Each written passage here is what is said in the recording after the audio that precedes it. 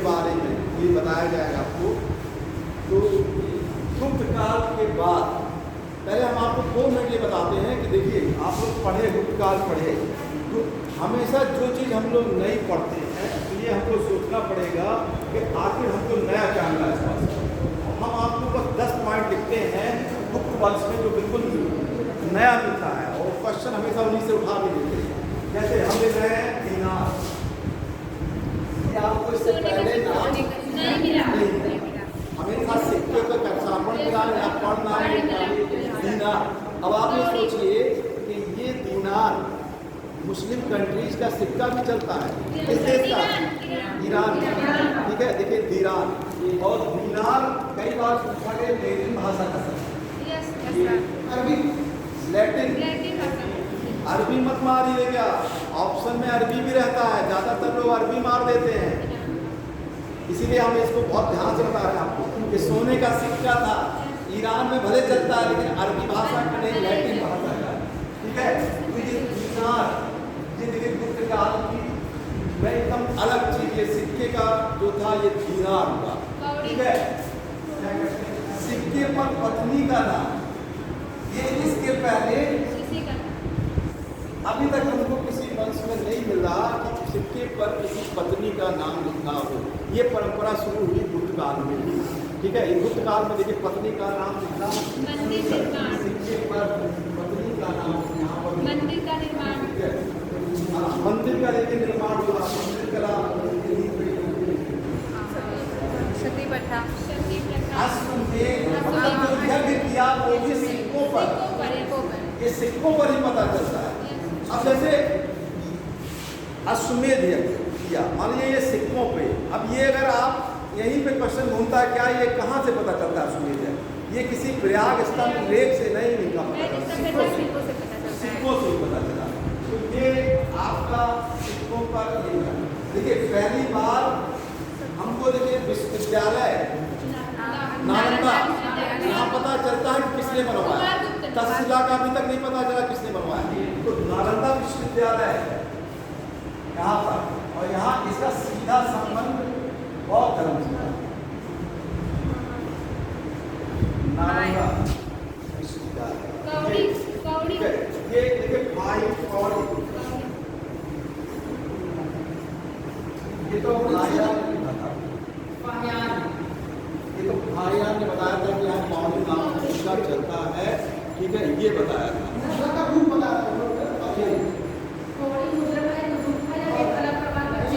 नाम उन्होंने लिखा है।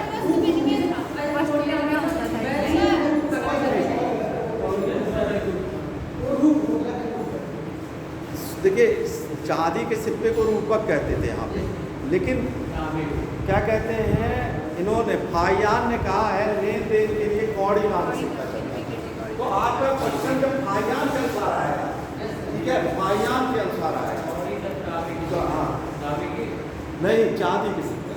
देखिए लेन देन में जब उसने लिखा है, इसलिए हमने आपको बता रहे हैं क्योंकि गुप्त काल में लिखा हुआ लेन देन के लिए चांदी का सिक्का, तो और फाहियान भी लिखता है कि लेन देन में कौड़ी का सिक्का चलता है। तो अगर ये क्वेश्चन आता है कि कौड़ी का सिक्का क्या है, तो जब इन दोनों को मिलाया जाता है तो यही मान निकलता है कि ये चांदी का सिक्का था।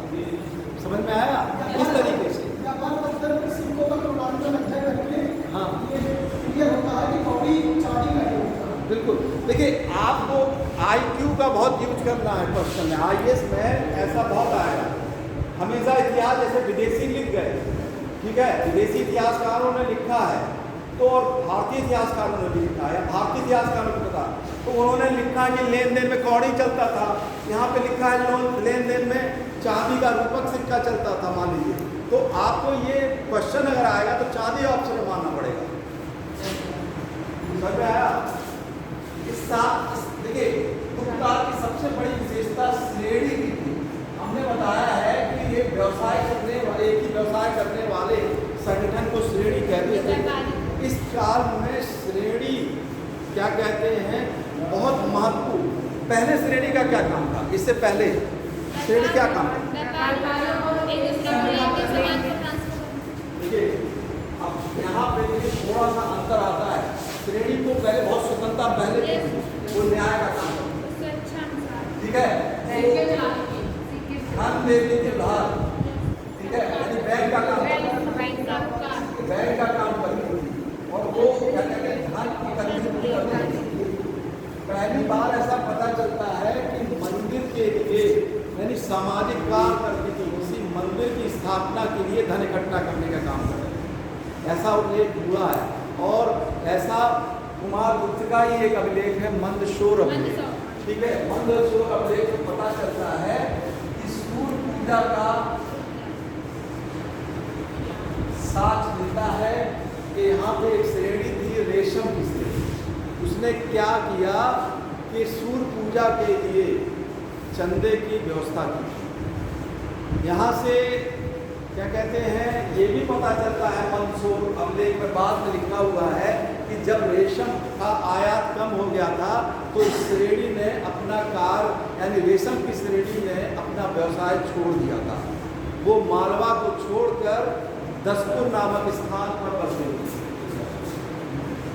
मालवा को छोड़कर दसपुर नामक स्थान पे वो चली आई थी। यानी इससे ये पता चलता है कि व्यापार की उन्नति जो हो रही थी वो कम हो गई।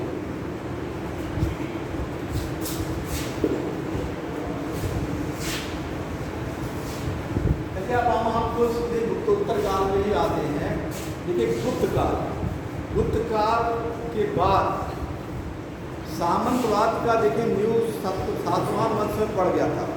गुप्त काल के बाद छोटे छोटे सामंत ने एक नवीन राजवंश की स्थापना शुरू कर दी थी। तो गुप्त काल के दक्षिण में महाराष्ट्र के आसपास एक वंश स्थापना हुआ था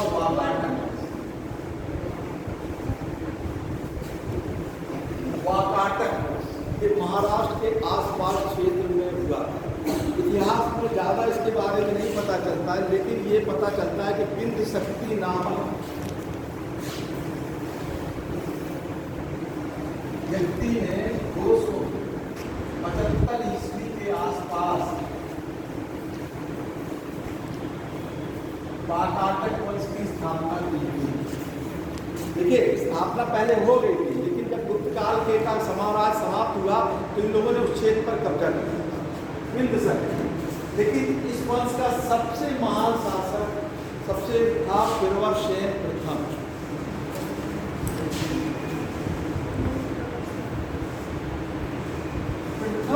इसने 4 अश्वमेध और एक वाजपेयी, ठीक है। इसके पहले कितने शासकों ने अश्वमेध यज्ञ किया था? ये कई बार बताइए कौन कौन महापदम नंद ने और सतकर्णी प्रथम ने भी किया है और रुद्र बताइए इसके पहले किसने किसने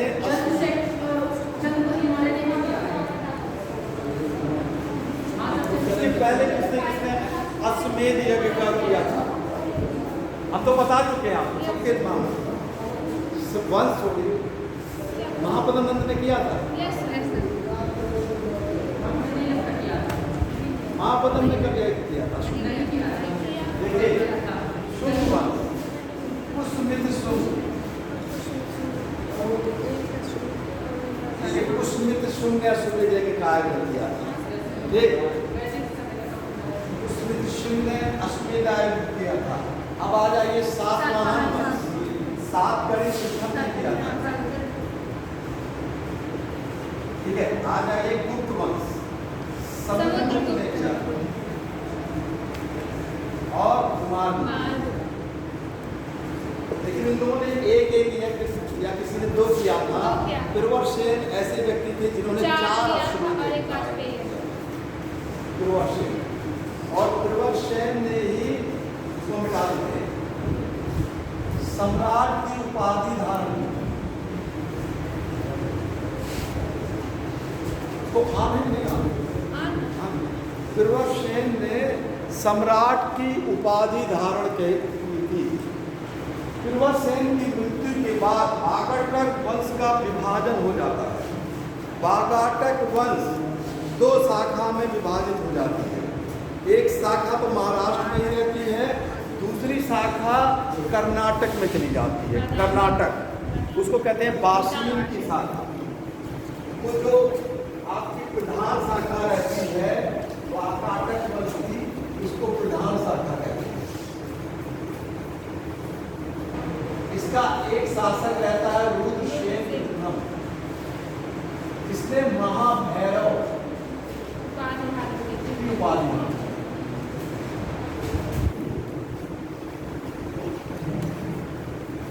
इसके बाद पृथ्वीसेन प्रथम गद्दी पर बैठता है। इसके बाद गद्दी पर बैठता है रुद्रसेन सेकंड। इसी से शादी हुई थी चंद्रगुप्त सेकंड की लड़की, जिसका नाम था प्रभावती गुप्ता। और प्रभावती गुप्ता की माता का क्या नाम है?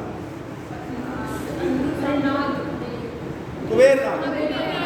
देखिए बता दे रहे हैं, ये प्रश्न कहीं पे आता है। देखिए सबकी पत्नी का नाम लिख दे रहे हैं, 4 होमो पत्नी है, कई बार फिर मिलाने के लिए आ जाता है, इसको आप लोग समझिए। देखिए चंद्रगुप्त प्रथम ये कुमार देवी, समुद्रगुप्त इनकी पत्नी का नाम है दत्त देवी, इसका उल्लेख एरन से हुआ है, ठीक है। चंद्रगुप्त सेकंड इनकी 2 पत्नी का नाम मिलता है, एक तो ध्रुव स्वामी और दूसरा कुबेरनागा। कुबेरनागा की लड़की का नाम था प्रभावती, जिसकी शादी यहाँ पे रुद्रसेन सेकंड से वाकाटक से, ठीक है।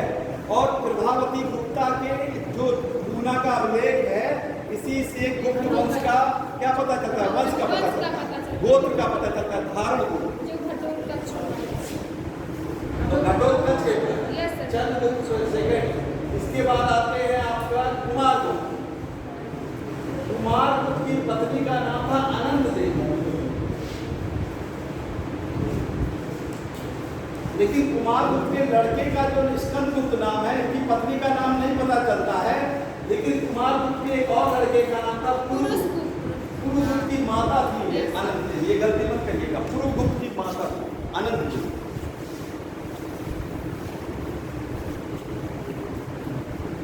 ये रुद्रसेन सेकंड द्वितीय से विवाह करते हैं, लेकिन रुद्रसेन द्वितीय की मृत्यु हो जाती है। संकट काल में प्रभावती गुप्ता अपने 2 अबोध बच्चों, जिसका नाम था दिवाकर सेन और दामोदर सेन, उनका संरक्षिका के रूप में वो शासन करती है।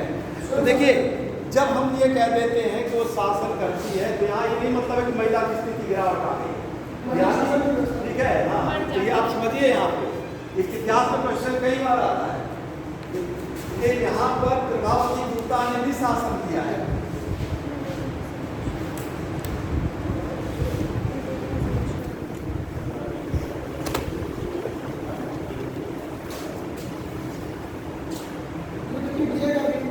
इसके बाद एक शाखा आती है बासीन शाखा।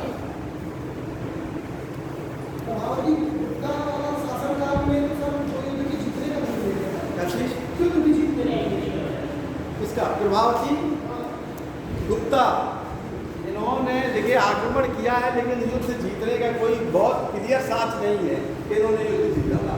अब देखिए दूसरी शाखा में एक शासक हुए हैं प्रवरसेन सेकंड। इन्होंने एक किताब लिखी थी, बहुत इंपॉर्टेंट किताब है, अक्सर पढ़ जाता है, सेतुबंध।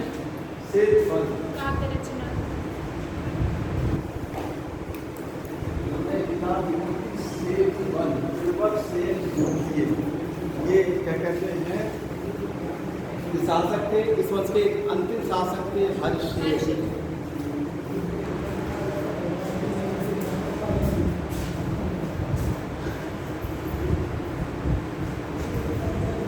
बाद में वाकाटक वंश समाप्त हो जाता है। दक्षिण भारत का इतिहास हमें आपको पढ़ाना है। चालुक वंश एक होता है, चालुक वंश ने इसी वाकाटक वंश के, जहाँ पर इनका शासन था महाराष्ट्र के आसपास, उन्होंने क्या किया, अपना वंश की स्थापना कर दी है। उसका शासक का नाम था पुलकेशिन प्रथम। ये हम आपको बाद में बताएं, ये साउथ हिस्ट्री में है, दक्षिण भारत के इतिहास में है। ये था आपका वाकाटक। अब इसको बताते हैं। गुप्तोत्तर काल का सबसे महत्वपूर्ण वंश है वर्धन वंश। सबसे महत्वपूर्ण, बहुत इंपॉर्टेंट है। जैसे गुप्त काल इंपॉर्टेंट है, वैसे ही वर्धन वंश बहुत इंपॉर्टेंट है।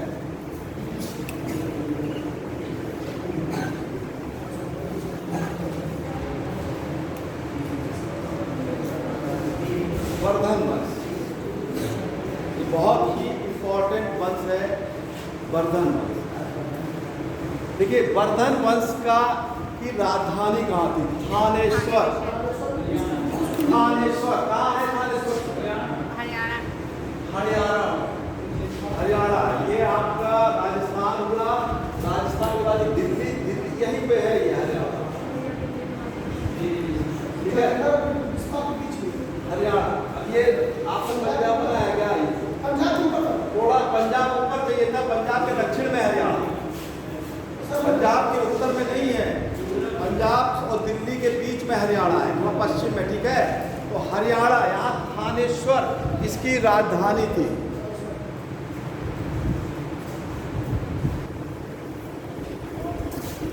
इस वंश के संस्थापक के कौन था, इसके बारे में अलग अलग उल्लेख मिलता है। हर्षचरित जो बाणभट्ट की रचना है, हर्षवर्धन का रूप में रहते थे, उन्होंने लिखा है कि इस वंश का प्रथम शासक नरवर्धन था। सॉरी, पुष्पभूति। उन्होंने लिखा था पुष्पभूति। इसने लिखा था बाणभट्ट ने। बाणभट्ट की पुस्तक कौन सी थी? हर्षचरित। हर्षचरित से पता चलता है कि पुष्पभूति ने वर्धन वंश की स्थापना की थी। लेकिन हर्षचरित क्या कहते हैं, हर्ष ने अपनी किताब में लिखा है कि वर्धन वंश का क्या कहते हैं संस्थापक नरवर्धन। लेकिन बाद में इतिहासकारों ने पुष्पभूति को ही क्या कहते हैं वर्धन वंश का संस्थापक माना। इस वंश में और भी शासक हुए, नरवर्धन हुए, राजवर्धन हुए, और इस वंश के सबसे महत्वपूर्ण फिर शासक गद्दी पर बैठे जिनका नाम था प्रभाकर वर्धन।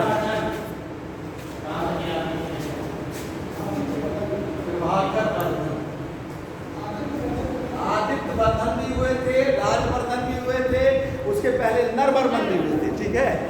ये देखिए, आप लोग एक चीज देखिए, इतिहास में हजार लाखों शासक हैं। अगर इस तरीके से आप एक मिनट बंद करिए तब हम बता दें। अगर आपको बताए हैं प्रभाकर वर्धन, ये गद्दी पर बैठे थे, ठीक है। इनका साम्राज्य माना जाता है पश्चिम में, ये आपका देखिए गुजरात, गुजरात से ही पाकिस्तान का सिंध प्रांत लगा हुआ है, ठीक है। तो सिंध के और पश्चिम में जाएंगे तो गांधार है, जहां पर गांधार की राजधानी क्या थी? तक्षशिला, ठीक है। ये तक्षशिला यानी गांधार, सिंध और गुजरात और आपका ये थानेश्वर, ये पूरा एरिया जो था ये वर्धन वंश था। ये पूरा, ये आपका ये पूरा एरिया यहाँ तक ये इनका वंश था, पश्चिम में लेके वर्धन वंश। प्रभाकर वर्धन गद्दी पर बैठे थे। प्रभाकर वर्धन के समय हूणों का आक्रमण हुआ। तो जब भी देखिए हूण के आक्रमण की बात आएगी तो इतिहास में हूण का आक्रमण कहाँ से शुरू होता है? गुप्त काल में, भारत में।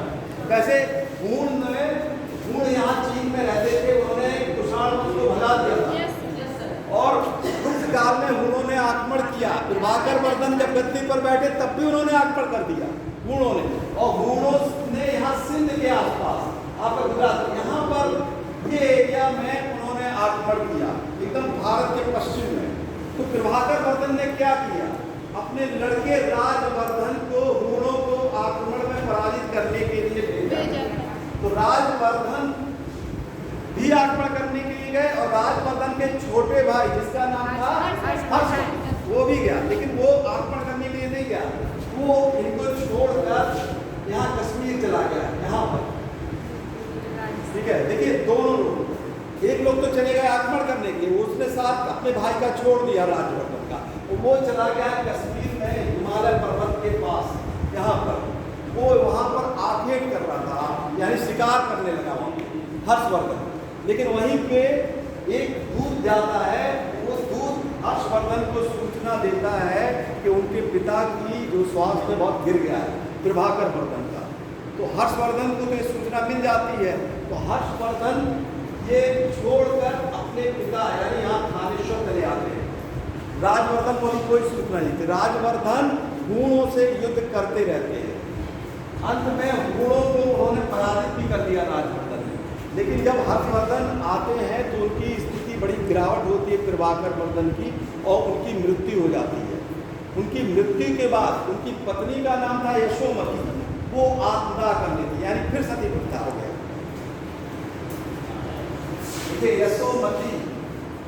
यशोमती ने आत्मदाह कर दिया अपने पति प्रभाकर वर्धन की मृत्यु के बाद। तो देखिए, पहली बार हमको किसी राजा की पत्नी के सती प्रथा के साथ मिलते हैं। देखिए, हुआ कि नहीं हुआ? गुप्त काल में किसी राजा की पत्नी ने नहीं सती प्रथा किया, एक सैनिक की पत्नी ने किया हुआ। और यहाँ पर हमको पता चलता है कि प्रभाकर वर्धन की पत्नी ही आत्मदाह। तो प्रभाकर वर्धन के मरने के बाद राजवर्धन राजा बनने के लिए तैयार। वो तो बड़े लड़का, देखिए नियम ये होता है कि राजा का बड़ा लड़का ही राजा, ठीक है। अगर वो अयोग्य होगा तब तो नहीं बैठाएंगे, लेकिन नियम यही था। तो वो राजवर्धन तैयार नहीं थे, लेकिन हर्षवर्धन के कहने के कारण, अपने छोटे भाई कहने के कारण उन्होंने गद्दी पर क्या कहते हैं बैठा। लेकिन उसी समय ये सूचना मिली कि राजवर्धन की बहन यानी और राजश्री का विवाह हुआ। गिराय वर्मा कहाँ के राजा थे? गिराय वर्मा कहाँ के राजा? कन्नौज के राजा, ठीक है, याद है, कन्नौज के राजा थे। औखरी वंश था उनका। देवगुप्त ने उनकी हत्या कर दी। तो ये यहाँ के राजा थे। लेकिन बिल्कुल सेम ये कहानी है कि जब प्रभाकर वर्धन की मृत्यु होती है तो ये पता चलता है कि उनकी लड़की राजश्री के पति गिरह वर्मा को भी हत्या कर दी जाती है। ये हत्या करने वाला देवगुप्त। तो देवगुप्त का पता कहाँ से चलता है कि कौन हत्या किया? देवगुप्त। देखिए, किसी भी लेख से पता नहीं चलता है, लेकिन एक लेख से पता चलता है, वंशखेड़ा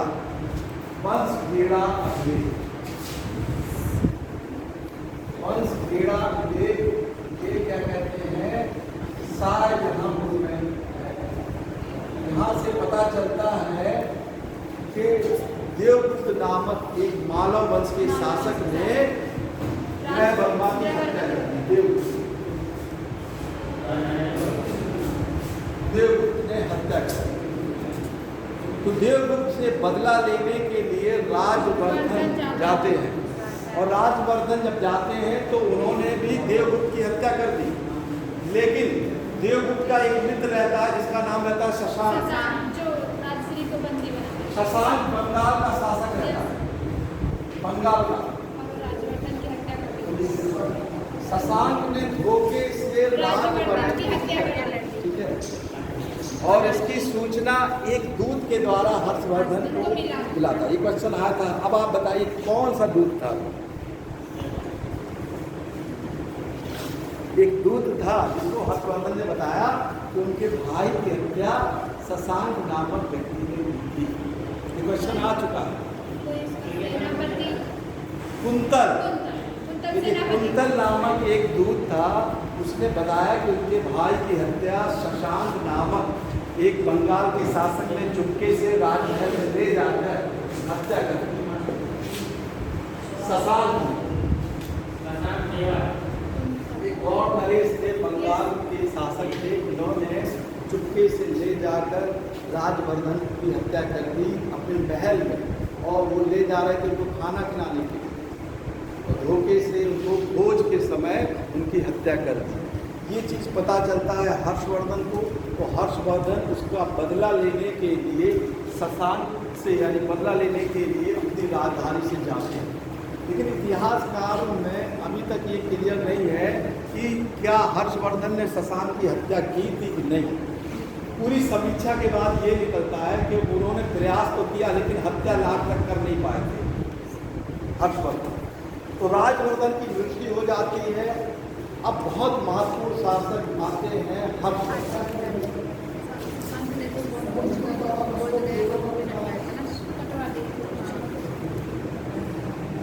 हर्षवर्धन 606 ईस्वी से 647 ईस्वी से। हर्षवर्धन भी इतिहास के बहुत ही महत्वपूर्ण शासक थे वर्धन वंश के। इनके बारे में हमें पता चलता है कई स्रोतों से। इनके काल में एक दरबारी कवि थे जिन्होंने किताब लिखी थी हर्षचरित। एक किताब और लिखी थी कादम्बरी। हर्षवर्धन ने भी अपनी 3 नाटक लिखा था। कौन कौन सा? नागार्जुन, प्रियदर्शिका,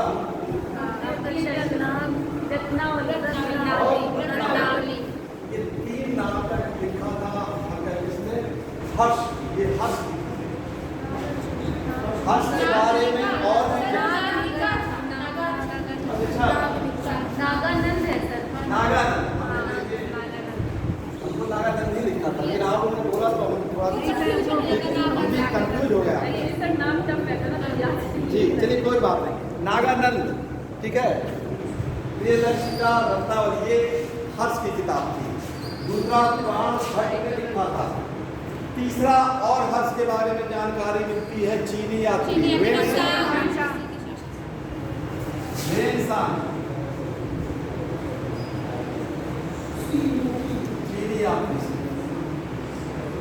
इसके अलावा हर्षवर्धन के भी सिक्के मिलते हैं। बहुत इंपॉर्टेंट सिक्का यहाँ नहीं मिलते। 2 जगह से, 2 क्या 3 जगह से, सोनीपत और भितौरा। देखिए 3 स्थान है जहां से हर्षवर्धन के सिक्के मिले हैं। नालंदा ये बिहार में आपको मालूम है, यहाँ मिट्टी का बना हुआ सिक्का मिला है। सोनीपत ये दिल्ली के पास का एरिया है, यहाँ पर तांबे का सिक्का मिला है। और इसी सिक्के पर हर्षवर्धन का पूरा नाम लिखा है। हर्षवर्धन का पूरा नाम इसी में। हाँ, सोनीपत के सिक्के मिलता। भितौरा ये आपके फैजाबाद में एक खुदाई से चांदी का सिक्का मिला है।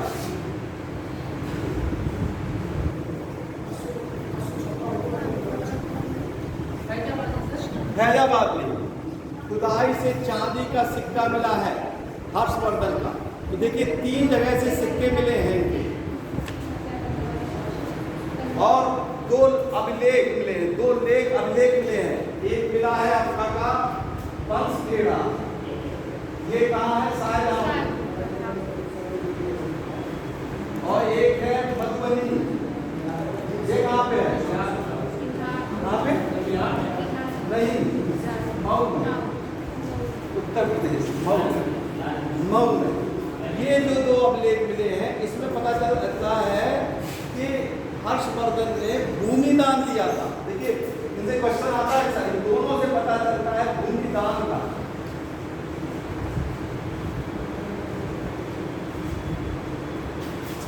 इसके पहले हम बता चुके हैं कि कुमार गुप्त के भी 3 अभिलेख मिले थे, जिसमें ये बहुत इंपॉर्टेंट है, बार बार क्वेश्चन आता है, भूमि दान का मिलता है। ठीक है, वहां भी पता चलता है कि भूमि दान का मिलता है। एक ग्राम धंधे तौर बता चुके हैं, कुमार गुप्त का है बेग्राम तामस्कर, ये बांग्लादेश में कुमार गुप्त का। इसमें दान देने की बात इसमें भी कही गई है। तो ये हमको हर्षवर्धन के बारे में जानकारी इन्हीं ऐतिहासिक साक्ष्यों से प्राप्त होता है।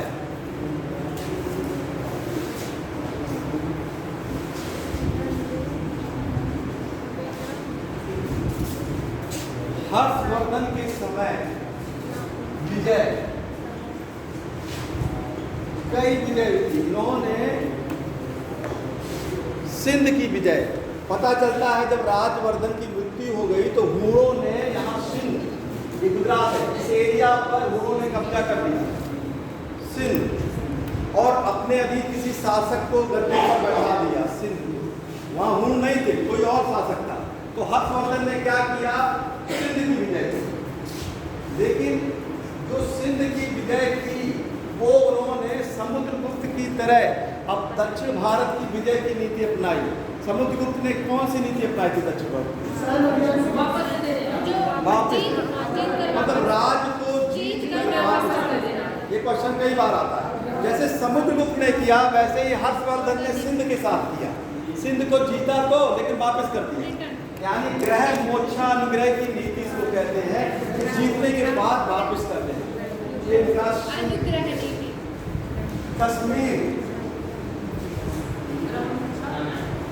कश्मीर की एक कहानी है हर्ष के साथ। कश्मीर का जो राजा है उसका नाम तो नहीं पता चलता है, लेकिन ये कहानी है कि कश्मीर के राजा के पास महात्मा बुद्ध का दांत था, दंत यानी उनका दांत था। तो हर्ष चाहता था कि वो दांत उसको मिल जाए, तो उसने आग्रह किया कश्मीर के राजा से, वो गया भी।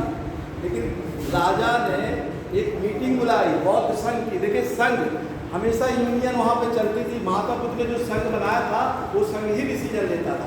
उस संघ ने राजा से कहा नहीं बिल्कुल मत दीजिए। तब हर्षवर्धन ने कहा सिर्फ हमको दर्शन करने ले लीजिए उसका। तो जब वो दांत रखा गया तो उसने झपट के उठा के लेके वो भाग के लिए अपना लेके चला गया। तो यानी इस दांत के लिए उसने कश्मीर पर एक तरीके से अधिकार ही कर लिया। इसकी कश्मीर विजय कहा जाता है कि बुद्ध के दांत के लिए इसने कश्मीर की विजय की। तीसरा है कामरूप। कामरूप यानी असम। हमने बताया है कि चीन का एक यात्री था विल्सन, वो आया था तो भास्कर वर्मा, कामरूप के शासक का नाम था भास्कर वर्मा, वो वहीं पे ठहरा हुआ था विल्सन। तो हर्षवर्धन ने भास्कर वर्मा के पास एक संदेश भेजा कि विल्सन को हमारे पास यानी हमारे दरबार में भेज दिया जाए। लेकिन भास्कर वर्मा ने उसका उत्तर दिया कि मैं अपना गला काट के दे दूंगा, लेकिन विल्सन को नहीं भेजूंगा। तो इस कारण उन्होंने कामरूप पर आक्रमण कर दिया। उसने अपनी क्षमा मांगी और क्या कहते हैं विल्सन के साथ वो स्वयं उपस्थित हुआ और इस शासक का नाम था भास्कर कामरूप। अंतिम ये बंगाल की विजय तब उसने की जब माना जाता है कि शशांक की मृत्यु हो जाती है एकदम लास्ट। शशांक को ढूंढते जाता है, लेकिन शशांक को अंततः माना जाता है कि मृत्यु हो जाती है तभी। लेकिन एक किताब ऐसी है जो लिखता है कि उसने शशांक को पराजित किया। वो बौद्ध धर्म की किताब है आर मंजूश्री मूलकर। आर मंजूश्री मूलकर ये बौद्ध धर्म की किताब है। इस किताब में ये कहा जाता है, लेकिन एक ही जगह साथ मिलता है कि हर्षवर्धन ने शशांक को पराजित किया था। ये जो किताब है इसका राइटर का भी नाम नहीं मिलता है। देखिए इतिहासकार कई किताबें ऐसी हैं जो आज तक हम लोग राइटर भी नहीं जानते होंगे। आर मंजूश्री मूलकर का राइटर भी नहीं मालूम है, लेकिन इस किताब से इतिहास में 7वीं शताब्दी ईसा पूर्व से और 8वीं शताब्दी तक का इतिहास पता चलता है। इसमें आर मंजूश्री मूलकर इसी में लिखा हुआ है कि शशांक को हर्षवर्धन ने पराजित कर दिया था। ये तो उसकी विजय हुई। हर्षवर्धन का भी क्या कहते हैं उसकी इतिहास में पहचान उसके युद्धों से नहीं, उसके शांतिवाद नीतियों के कारण ही उन्होंने क्या कहते हैं कई ऐसे नीति बनाए जिससे इतिहास में उसको जाना जाता है। और उसको इतिहास जानने का पूरा चीज है कि उसके दरबार में एक यात्री आया था वेनसांग। देखिए वेनसांग के बारे में जानना बहुत जरूरी है। वेनसांग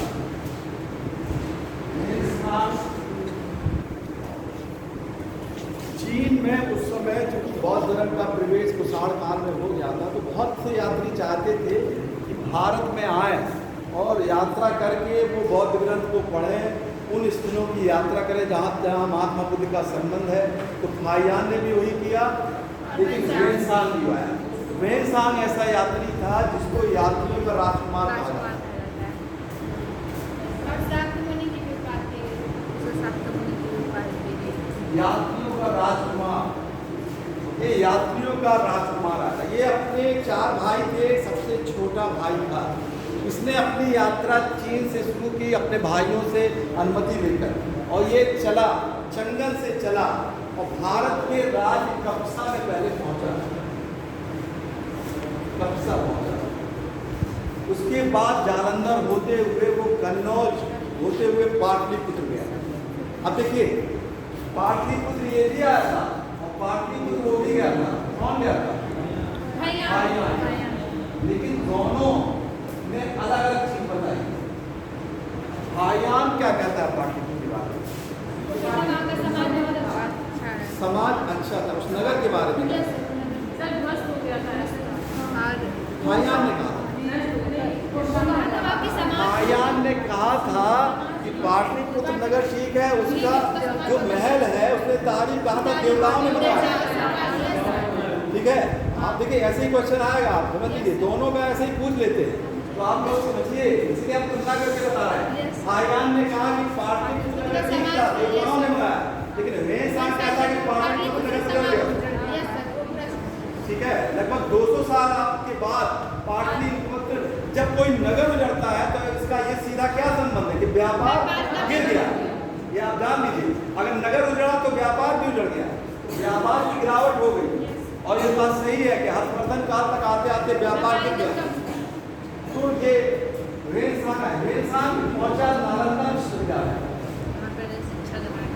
और यहाँ पे बताता है कि बड़ी कठिन परीक्षा होती थी यहाँ पे पढ़ाई करने के लिए। सिर्फ 10% लोग ही जाते थे पढ़ने के लिए, बहुत कठिन होती थी। और स्वयं उसने पढ़ाई किया, कितने दिन पढ़ाई की? 10 वर्ष, नहीं, 18 महीने, यहाँ 1.5 वर्ष। ये सब क्वेश्चन आया है, 18 महीने या 1.5 वर्ष तक उसने किताबें, और उसने कौन सी किताब पढ़ी? नहीं, तो उसका लागू है योग शास्त्र, योग शास्त्र नामक उसने पुस्तक पढ़ी। 18 महीने लेके उसने बताया है कि यहाँ पर 10,000 छात्र रहते थे। 10,000 छात्र और सिंहभद्र इसके प्रचारक।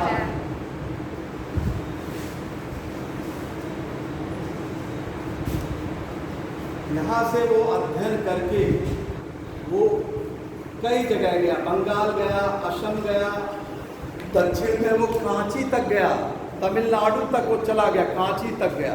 कांची का उसने पल्लव वंश का भी उल्लेख किया है। साउथ तक गया, कांची से वो लौटा।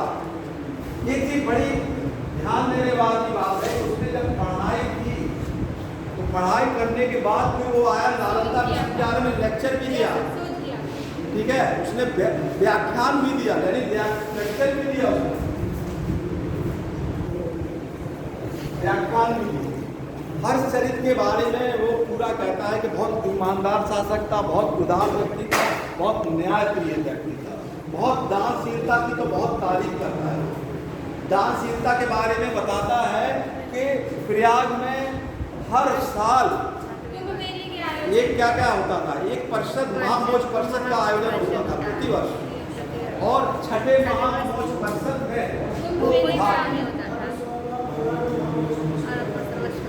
पांचवें वर्ष था ना प्रयाग। ये क्या कहते हैं, छठवें महामोच परिषद में हर्ष क्या कहते हैं, वेनसांग स्वयं शामिल हुआ था वहाँ पर। और उसने बताया है गंगा नदी के बारे में कि गंगा नदी बहुत पवित्र नदी थी। लोग प्रयाग में आते थे, गंगा नदी में आत्महत्या इतनी पवित्र थी कि वो वहाँ पर मृत्यु स्वयं जल समाधि में लेते थे पवित्रता के नाम। तो उसने ये वर्णन बताया। उसने हर्षवर्धन के बारे में बताया था कि वो वैश्य जाति का है, इसे कहा है।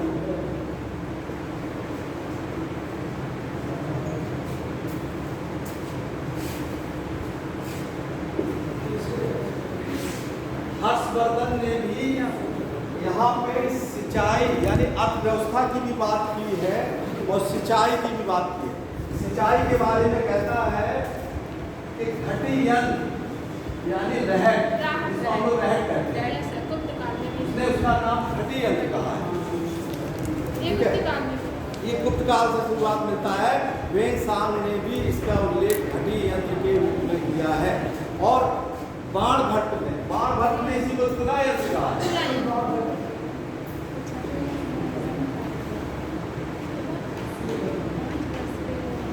बाणभट्ट ने इसको तुला यंत्र भी कहा है।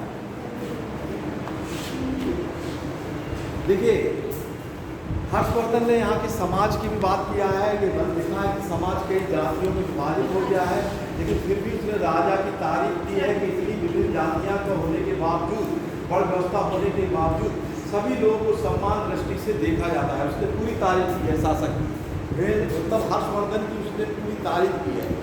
एक लेखक राज तरंगड़ी था जो 12वीं शताब्दी का, उसने कन्नड़ बताया था कि हर्षवर्धन से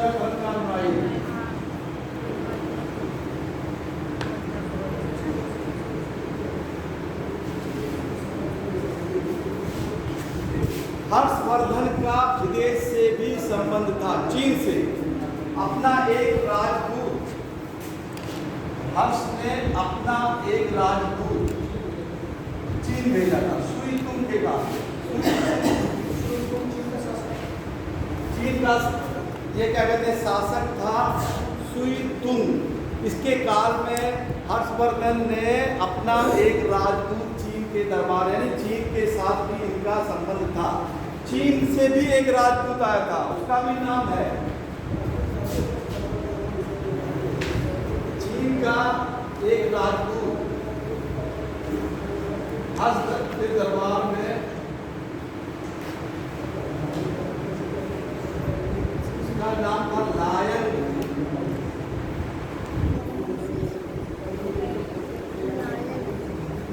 लायन करके था उसका नाम पूरा। वो आया था भारत में राजदूत बन के चीन के दरबार में। तो चीन के काल में बौद्ध धर्म का बहुत ज़्यादा विकास हो गया था। चीन के काल में, चीन के काल में हर्षवर्धन के समय संबंध बहुत अच्छा हो गया था। ये पहले से ही संबंध था, लेकिन क्या कहते हैं हर्षवर्धन के समय में इसका बहुत अधिक विकास हो गया था। क्या चीज?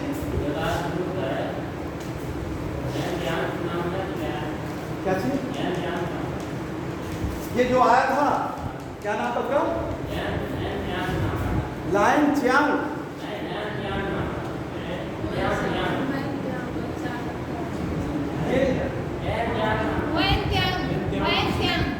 जो चीन का यात्री था, जो चीन से आया था, क्या नाम था?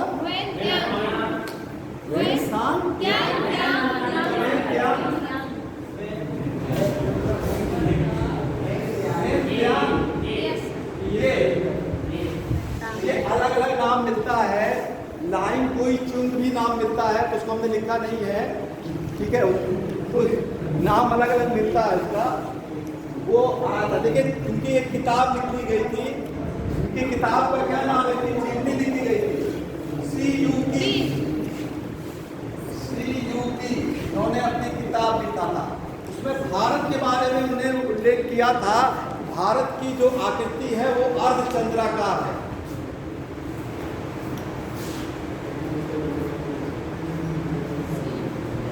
और CUP का बाद में क्या कहते हैं, जिसने लिखा था उसका नाम था विधि।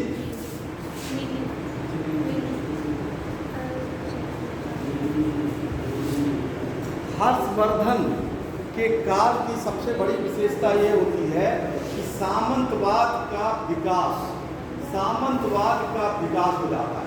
हर्षवर्धन की मृत्यु के समय में छोटे छोटे सामंत यानी क्षेत्र का विभाजन हो गया था। सामंतवाद है क्या? बार बार चीज आता है सामंत क्या है। हाँ, ये देखिए,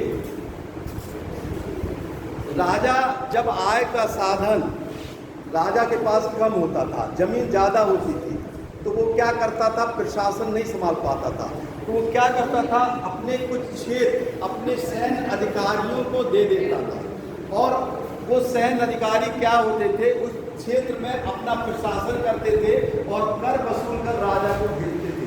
आगे चल के यही एकता व्यवस्था कहलाने लगी। ठीक है, हम आगे देखते हैं इल्तुतमिश के समय यही एकता व्यवस्था। तो ये छोटे छोटे सामंत का विकास हुआ। इससे क्या हुआ, केंद्र कमजोर यानी राज्य का विकेंद्रीकरण शुरू हो गया। राज्य का विकेंद्रीकरण शुरू हो गया। हर्षवर्धन के समय में जो थानेश्वर राजधानी थी, वो बाद में राजधानी बन गई कन्नौज। देखिए, कन्नौज राजधानी, जब से हर्ष ने कन्नौज को राजधानी बनाया, तो ये पाटलिपुत्र का स्थान कन्नौज में ले लिया। उस समय कन्नौज का शासन कहाँ था, कन्नौज में क्या कहते हैं, मोखरी वंश का शासन था, और उसकी बहन, इसका क्या नाम था, राजश्री।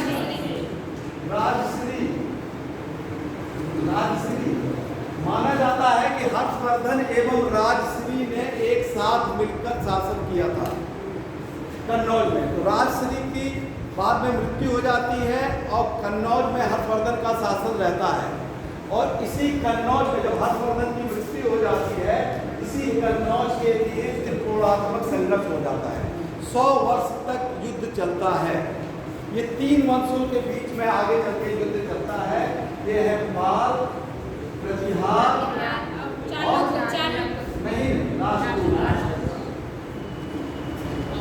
चालुक्य नहीं। इसी कन्नौज के लिए आगे चल के छोटे छोटे अनेक वंशों का उदय हो जाता है सामंतवाद के कारण। इससे क्या होता है, भारतीय इतिहास में करीब 200 साल, जिसको हम क्या कहते हैं गुप्तोत्तर काल के बाद भी राजपूत कहा जाता है, 200 से 250 इतने अधिक वंश होते हैं जो आपस में युद्ध करते हैं। 100 वर्ष के लिए तो कन्नौज में ही युद्ध होने लगता है, कन्नौज के लिए। आगे चल के कन्नौज का स्थान दिल्ली मिलता है। जो पाटलिपुत्र रहता है उसका स्थान लिया कन्नौज ने, कन्नौज का स्थान ले लिया दिल्ली। ये चलिए, तो देखिए, ये आपका वर्धन वंश का ये इतिहास था। कल उसका हम आपको सामाजिक, राजनीतिक और आर्थिक इतिहास बताएंगे। ठीक है, आज आपको देखिए इसमें से पूछ, जो समझ में नहीं आया है या किसी टॉपिक से पूछना हो उसको पूछ लीजिए आप। इसको बंद करें।